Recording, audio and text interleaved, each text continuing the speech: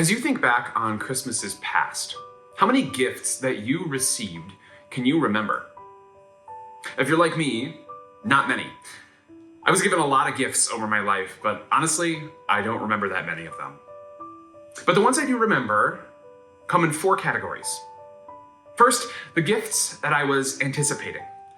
The gifts I put on my list, the gifts that I wrote letters to my grandparents about, and then I got them.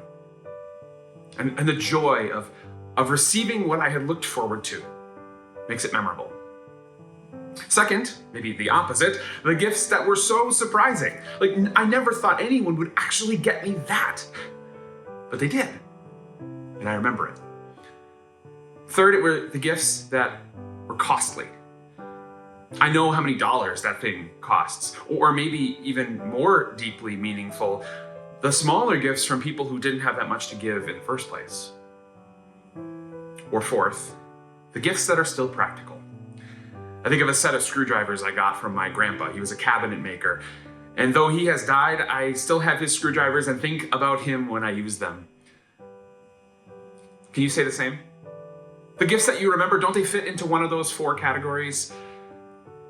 Well, then I want to tell you about a gift that fits all 4. It's the gift of God's Son, Jesus, come to us at Christmas. It was a gift that was anticipated. For thousands of years, God's people looked forward through prophecies made about the Messiah that were so specific that it could not have been anybody but God who came and fulfilled them. It was surprising. People thought God would send maybe a political ruler or a powerful warrior, but God sent a baby. It was costly.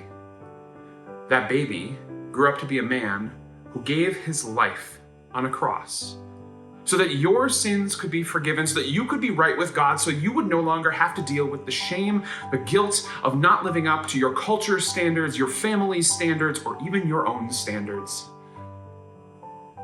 And fourth, it's intensely practical. There's a reason that Christians still celebrate Christmas 2,000 years after it happened, because it offers daily peace that goes beyond understanding. It offers answers to the biggest questions that people ask. It offers us freedom. We want to share that gift with you. If you would be our honored guest to come to our Christmas Eve service on Christmas Eve evening, 7 p.m. here at Cross of Life. You can find out more information about this service on our website, crossoflife.net. We would love for you to come, because we would love to share a gift with you that we believe will be amazing and memorable. We'll see you there.